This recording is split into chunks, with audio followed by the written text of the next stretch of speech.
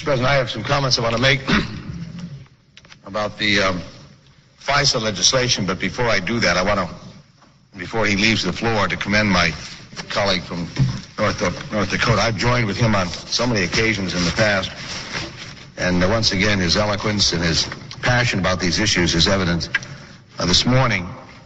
I've worked together. We've sponsored legislation on a number of matters, and I'm once again going to join him in these efforts he's raised here today, and he's eloquently described a situation that most Americans find deplorable. And again, the point he makes on the issue of supporting our troops, I find it offensive that anyone would suggest because we disagree with a policy, we're somehow putting our soldiers and sailors, Marines, and airmen at risk. In fact, quite the contrary is true.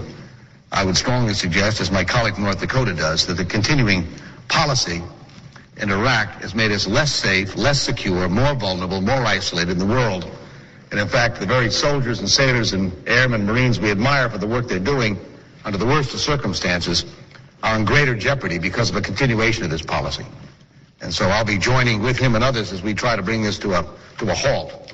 Not in 2009 or 2013, but hopefully this year. So I commend him for his comments this morning. Mr. President, for 6 years, the President has demonstrated time and again that he doesn't respect the role of Congress, nor does he respect the rule of law.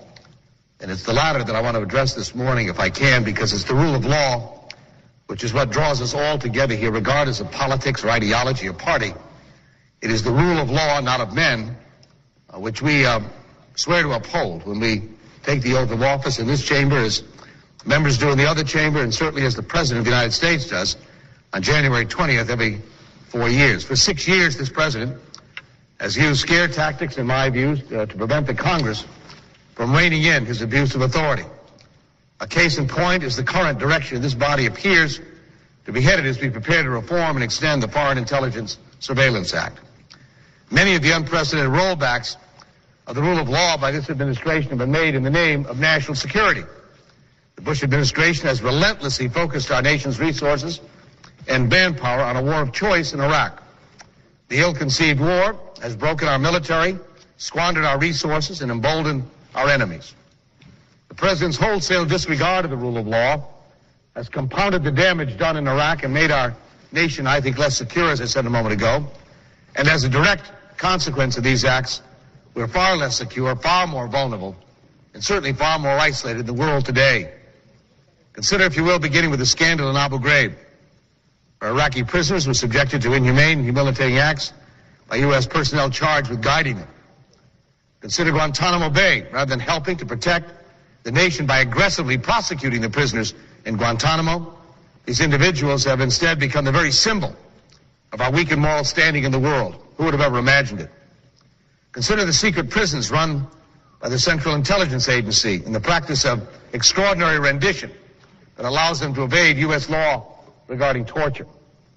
Consider, if you will, the shameful actions of our outgoing Attorney General, who politicized prosecutions in the U.S. Attorney's Office, was more committed, I believe, to serving his president who appointed him than the laws he was sworn to uphold as Attorney General. And consider, if you will, Mr. President, of course, the Military Commissions Act, the passage of which allows evidence obtained through torture to be admitted into evidence, denies individuals the right to counsel, denies them the right to invoke the Geneva Conventions, and it denies them the single most important and effective safeguard of liberty man has ever known, the right of habeas corpus, permitting prisoners to be brought before a court to determine whether their detainment is lawful and what they've been charged with.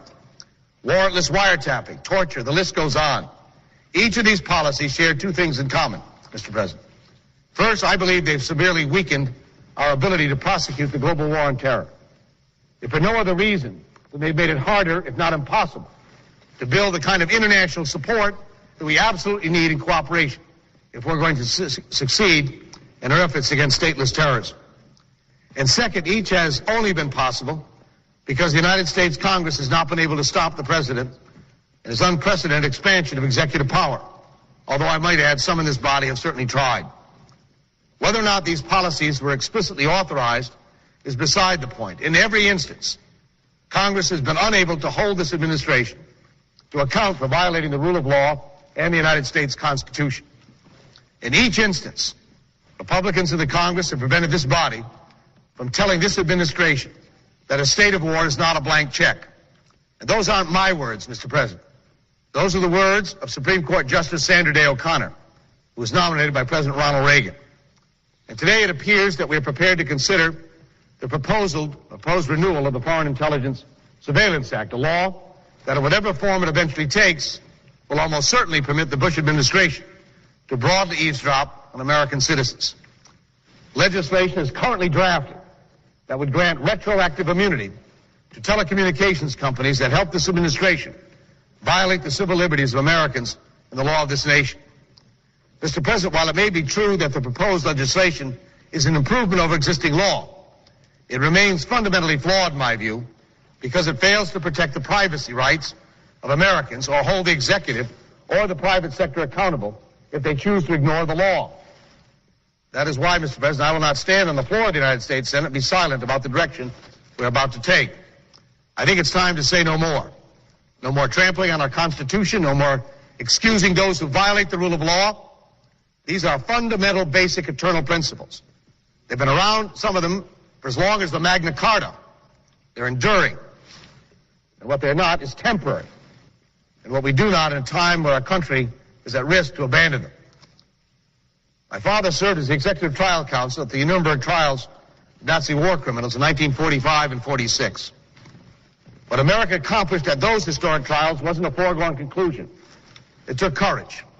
When Joseph Stalin and even a leader as great and noble as Winston Churchill wanted to simply execute the Nazi leaders, we didn't back down in this country from our belief that these men, as terrible, some of the worst violators in the recorded history of mankind, they ought to have a trial. We did not give in to vengeance. And then the issue before us today, I would argue, is the same. Does America stand for all that is still right with our world, or do we retreat in fear? Do we stand for justice that secures America, or do we act out of vengeance that weakens us? Mr. President, I'm well aware that this issue has become political in some people's minds. I believe that Democrats were elected to help strengthen our nation, elected to help restore our standing in the world.